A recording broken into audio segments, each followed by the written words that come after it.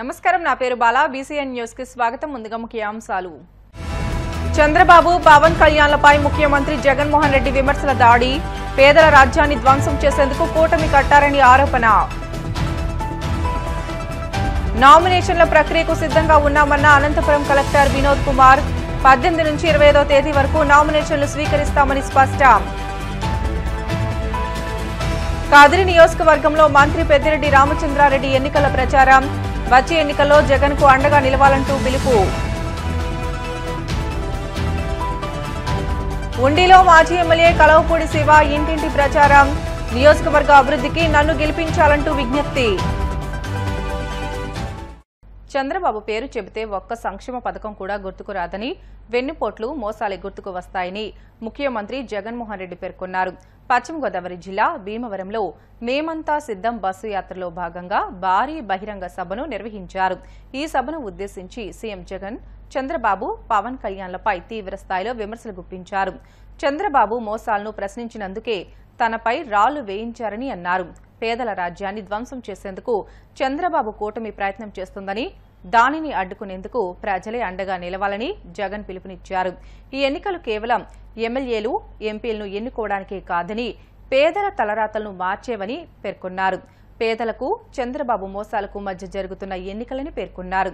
తనను గెలిపిస్తే మళ్లీ సంక్షేమ పథకాలు కొనసాగుతాయని, చంద్రబాబును గెలిపిస్తే సంక్షేమ పథకాలని ఆగిపోతాయని అన్నారు. మంచి చేసేవాళ్లు ఎవరనేది తెలుసుకుని ఓటు వేయాలని విజ్ఞప్తి చేశారు.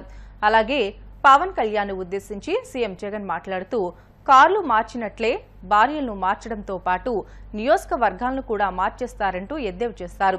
పవిత్రమైన హిందూ సాంప్రదాయాన్ని నడి రోడ్డుపై పెట్టారని, మహిళల జీవితాల పట్ల చులకనగా వ్యవహరించడం పవన్ లక్షణమని అన్నారు. అలాగే భీమవరం ఎమ్మెల్యే గ్రంథి శ్రీనివాస్ మాట్లాడుతూ టీడీపీ అధినేత చంద్రబాబు పవన్ కళ్యాణ్లకు మంచి బుద్ధి పుట్టించాలని భగవంతుణ్ణి ప్రార్థించారు. సీఎం జగన్ పై రాయి దాడిని ఉద్దేశించి ఎమ్మెల్యే మాట్లాడుతూ సంక్షేమ పథకాలు సక్రమంగా అమలు చేయడమే కాకుండా మహిళల ఆర్థిక అభివృద్ధికి కృషి చేస్తున్న జగన్ పై చంద్రబాబు కక్ష కట్టారని ఆరోపించారు. పేదలకు సంక్షేమ పథకాలు అందాలన్నా, ప్రతి ఒక్కరూ ఆనందంగా ఉండాలన్నా జగన్ నిండు నూరేళ్లు సంపూర్ణ ఆయుర ఆరోగ్యాలతో ఉండాలని ఆకాంక్షించారు. ఈ కార్యక్రమంలో కొయ్య మోషన్ రాజు, ఆచంట ఎమ్మెల్యే రంగనాథరాజు, మంత్రి కొట్టు సత్యనారాయణ, నర్సాపురం ఎంపీ అభ్యర్థి గూడూరి ఉమాబాల పాల్గొన్నారు. 5 నిమిషాలు మాట్లాడటాను కూడా మా నోరు పెగలడం లేదన్నా.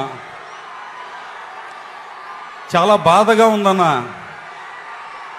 ఇవాళ ఇన్ని లక్షల మంది మిమ్మల్ని దగ్గరగా వచ్చి అన్నా ఎలా ఉందన్నా, మీకు దెబ్బ తగిలింది, ఆరోగ్యం ఎలా ఉంది అమ్మి అని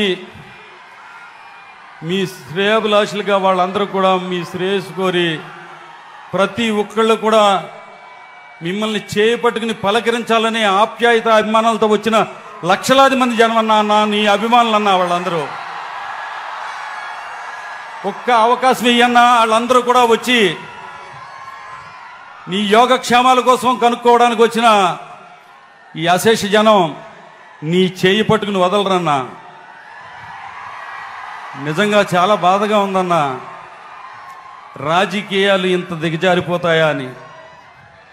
అన్నా, రాయితో దాడి చేసి నీకు గాయమైతే రాష్ట్రంలో ప్రజానీకం అంతా కూడా నీ మీదే ఆశలు పెట్టుకున్న బడుగు బలహీన వర్గాల వారు, అక్క చెల్లెమ్మలు, రైతన్నలు, భావి భారత పౌరులు, అనేక మంది పేదరికంలో ఉన్న ప్రతి ఒక్కరూ కూడా నీ మీద ఆశలు పెట్టుకున్నవారు. అరే నీ కంటికి తగిలుంటే కన్ను పోను కదా, అరే కొద్దిగా నవరగంత మీద తగిలుంటే ఇంకా పెద్ద ప్రమాదం జరుగును కదా అని ఎంతోమంది ఆవేదనతో ఆ భగవంతుడి దయ వల్ల మా జగనన్నకి ఏమీ జరగలేదు అని సంతోషిస్తుంటే దుర్మార్గులు, దుష్టులు అన్నా, మానవత్వం లేని మృగాలు చంద్రబాబు నాయుడు, పవన్ కళ్యాణ్ గారు మాట్లాడుతున్న మాటలు చూస్తుంటే మా గుండెలు తరుక్కుపోతున్నాయన్నా. నిజంగా దారుణం అన్నా. వాళ్ళకి మంచి బుద్ధి పుట్టించమని ఆ భగవంతుడిని కోరుకుంటున్నానన్నా. ఇన్ని లక్షల మంది సాక్షిగా మంచి మనసు అన్నదే లేదన్న వాళ్ళకి. మీరు ఈ మధ్య చూసే ఉంటారు, చంద్రబాబు నాయుడు గారికి నా మీద కోపం బాగా ఎక్కువ వస్తూ ఉంది. గమనించే ఉంటారు, ఆయన మాటల్లో ఆయన మాట్లాడుతూ ఉన్నప్పుడు ఆయనకు హై బీపీ వస్తూ ఉంటుంది.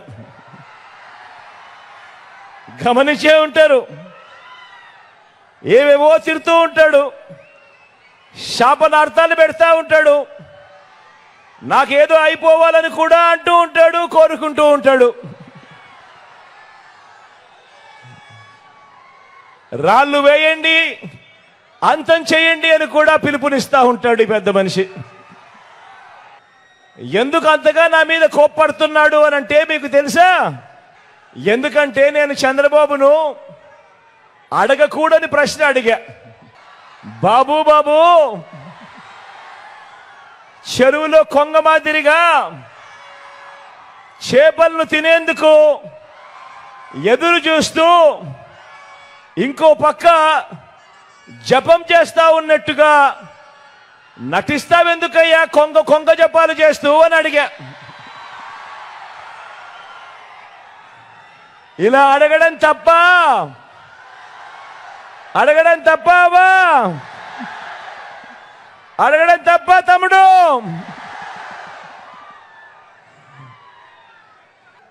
మరి చంద్రబాబు, నీ పేరు చెబితే పేదలకు గుర్తుకు వచ్చే స్కీమ్ ఏదైనా కూడా ఒక్కటంటే ఒక్కటైనా ఉందా అని చంద్రబాబు నాయుడు గారిని అడిగా. నీ పేరు చెబితే పేదలకు గుర్తుకొచ్చే ఒక్కటంటే ఒక్క మంచైనా ఉందా అని చంద్రబాబు నాయుడు గారిని అడిగా. ఆయన చేసిన మంచి ఏ పేదలకు గుర్తుకు రాకపోగా చంద్రబాబు పేరు చెబితే మాత్రం గుర్తుకొచ్చేటివి ఏమిటో తెలుసా?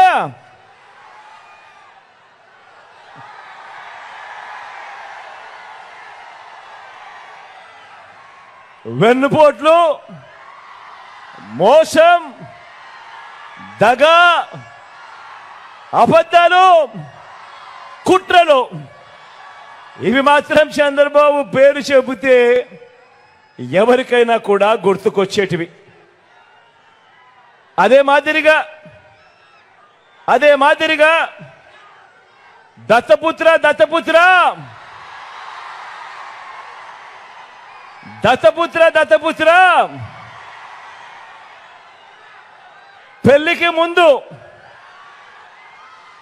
పెళ్లికి ముందు పవిత్రమైన హామీలిచ్చి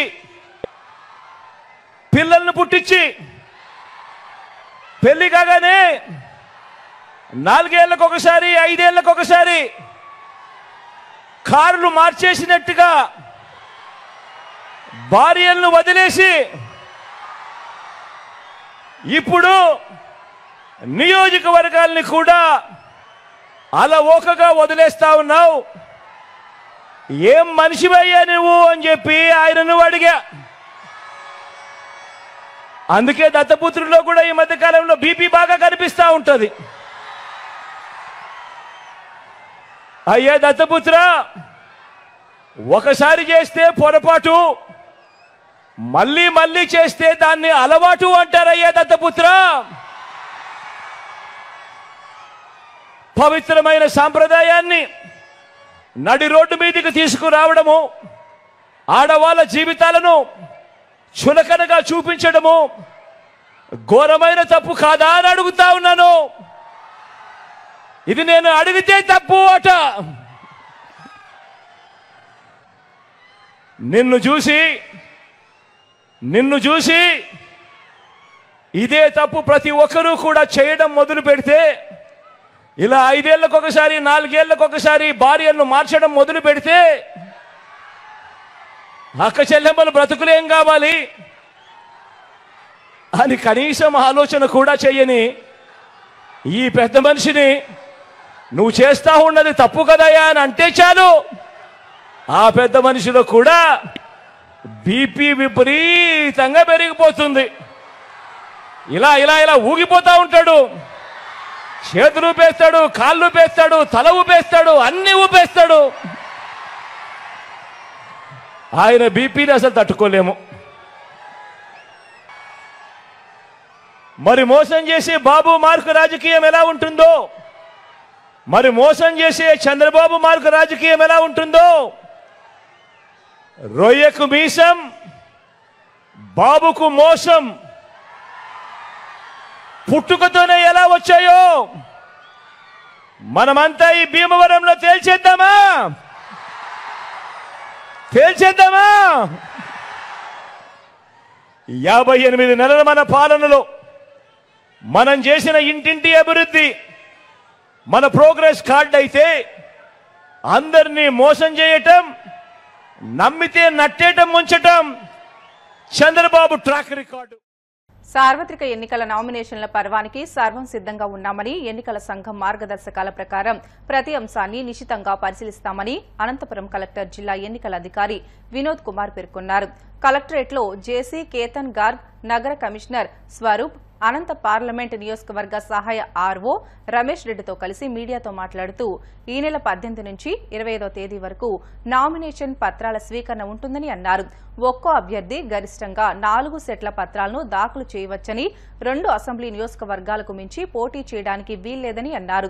నామినేషన్ పత్రాల దాఖల్లో 13 రకాల పత్రాలను జత చేయాలని, పని దినాల్లో రోజు ఉదయం 11 గంటల నుంచి మధ్యాహ్నం 3 గంటల వరకు నామినేషన్ పత్రాలు తీసుకుంటామని తెలియజేశారు.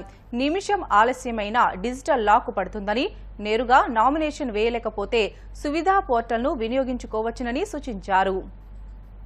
ఏం చెప్పాలని అనుకుంటున్నానంటే, నామినేషన్ ప్రక్రియ మరియు ఎక్స్పెండిచర్లో క్యాండిడేట్స్ మరియు political parties representatives or agents ఒక భాగస్వామ్యం చాలా ఉంది. అంటే మీరు నామినేషన్ అంటే ఒక 13 రకాల డాక్యుమెంట్స్ మీరు తీసుకురావాలి. అన్నీ పూర్తి స్థాయిలో ఉంటే మేము అక్సెప్ట్ చేస్తాం. ఎవరిని కూడా రిజెక్ట్ చేయాల్సిన పరిస్థితి రాకూడదు. అలా మాకు కోఆపరేట్ చేయాలి. అక్కడ ఒక హెల్ప్ డెస్క్ పెడతాము. హెల్ప్ డెస్క్ పెట్టి వచ్చిన వెంటనే అక్కడ చెక్ లిస్ట్ కూడా ఇస్తాం. ఇవన్నీ ఇచ్చారు, ఇవి ఇవ్వలేదు.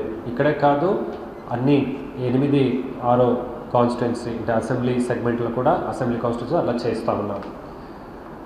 We will be guiding you, but we can't do your work. మీరు చేయాల్సిన వర్క్ మీరు చేయాలా. డిక్లరేషన్, క్రిమినల్ ఇన్సిడెంట్స్ ఉంటే డిక్లరేషన్ ఇవ్వాలి. చేయమని గుర్తు చేస్తాము. ప్రోయాక్టివ్గా ఒకటిసారి కాదు 2 సార్లు చెప్తాము. బట్ మీరు ఆ వర్క్ని కంప్లీట్ చేసుకోవాలి. సో దట్ జిల్లాలో ఏది కూడా మనం రిజెక్ట్ చేశాము అనే పరిస్థితి రాకుండా చూసుకోమని కోరుతున్నాం. అలాగే నామినేషన్కి టైం ఉంది, 11 నుంచి 3 గంటలు. మరి ముఖ్యంగా చివరి రోజు అవుతుంది. ఎందుకంటే 3 గంటల తర్వాత 1 సెకండ్ అంటే 6వ చేంబర్ బయట కూడా ఒక ఎలక్ట్రానిక్ క్లాక్ పెట్టాం. ఇవి అన్ని కాన్స్టిట్యున్సీ కూడా చెప్పడం జరిగింది. ఆ సెకండ్ మారితే మీరు తలుపు ఓపెన్ చేసి లోపల లేరంటే అది తీసుకోవడానికి లేదు. ఇది ఈసీఐ గైడ్లైన్స్. దయచేసి టైం కూడా మేనేజ్ చేయమని కోరుతున్నాను.